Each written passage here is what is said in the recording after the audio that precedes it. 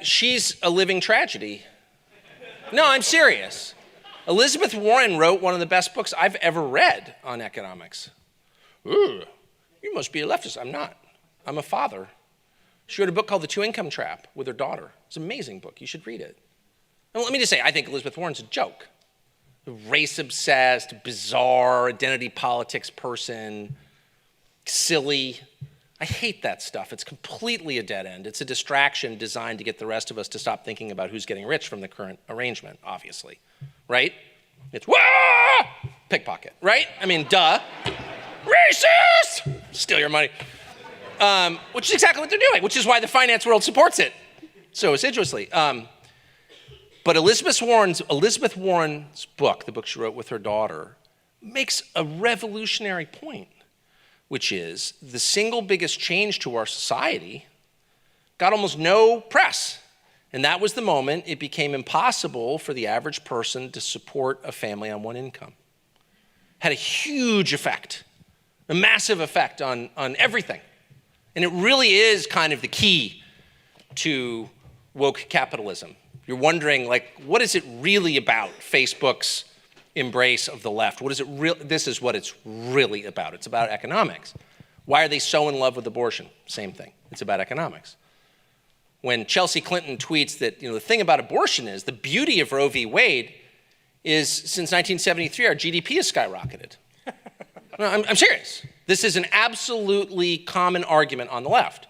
Abortion equals economic empowerment. Okay, so what is that argument? Unpack that a little bit. What are they really saying? Well, they're saying that unencumbered by concerns of family and children, women can become obedient servants to global capitalism. Do you know what I mean? Like if I'm picking employees, do I want to pick someone whose first loyalty might be to her kids? No, of course not. I want to pick someone whose first loyalty is to me. So we're not kind of having that conversation. Elizabeth Warren did. So she's making the case that we need to, and we can argue about how, and we should argue about how, but she's making the case that we ought to be working toward a society in which a parent can stay home to raise the kids. Not forever. If you have kids, it's what is it, 6 years? 5 minutes, depends how many kids you have, but it's not a lifetime. The point is most people want that, actually. What's so interesting, and it's a measure of how impoverished our national conversation is, this is never discussed. I've tried to push it. Everyone looks at me like cross-eyed, like, what's that have to do with it? Okay, right. It's the most important thing. And what's so interesting is if you talk to the Republicans on the Hill, which I try not to do, but whenever I do, and they're up there with their pollsters, I'm not going to name names, Frank Luntz, and all the rest, and the pollsters are telling him, you've got this huge problem because your party's too white and the country's becoming less white and you need to win these different, well, it's obviously true, right? It's just a math question. And you need to appeal to Hispanic voters, for example. How do you do that? There's only one way to do that, and that's get way more liberal on immigration. Open up the borders. You will win Hispanic votes if you do that. Morons. What they never do is look at the second order polling, which is Hispanic voters are not for open borders, actually, at all. And it's patronizing. Indeed, it's probably a species of racism to assume that they are. You know what they're really for? Way more than white voters even? Getting to raise your own kids.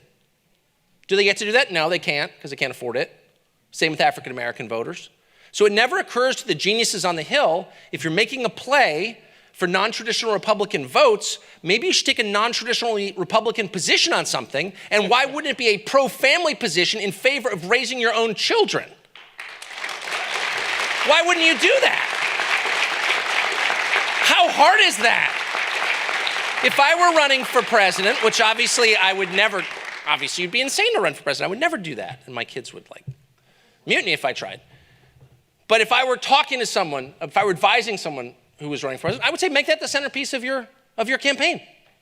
Vote for me and you can raise your own kids if you want. We're not forcing you to. But why wouldn't you want? You really think someone else is going to do a better job? Probably not. You really think it's a minor question? Who raises my kids? It's just it's one concern among many. No, actually, it's the central question of your life.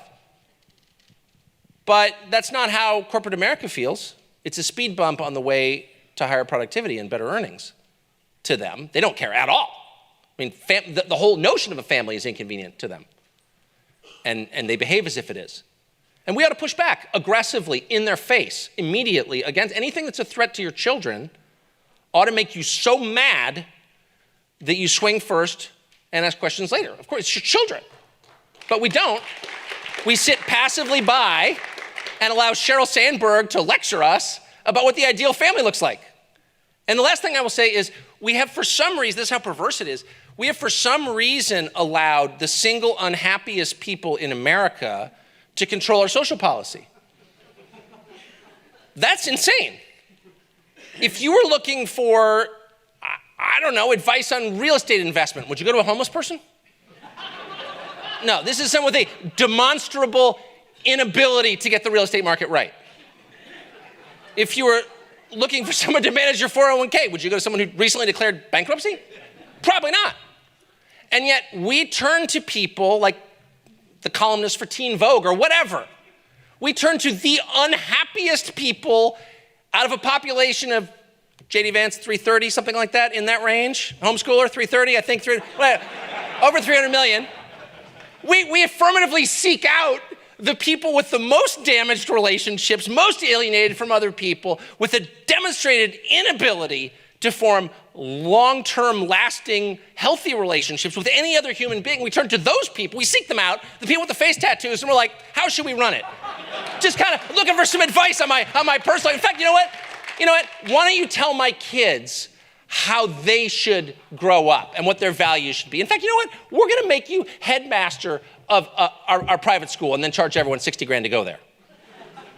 Sorry, you have to be an Episcopalian to get that joke. But that's basically what we've done. If you have influence over young people, if you are in any way influencing how people order their personal lives or how families are run, by definition, you should have to pass a series of stringent tests that make carrying the nuclear codes look simple. Because there's nothing more important than that. And we treat it like it's the least important thing. So, to answer your question, Elizabeth Warren's point about families is, in my opinion, the most interesting, the most resonant, the most important point I have read, including all the stuff from the social conservative groups, which I love, but don't have a ton of respect for, honestly. Everything they've written in the past 10 years that I have read, and I've read most of it because I am a social conservative, her book is more important than any of that. That's how I feel.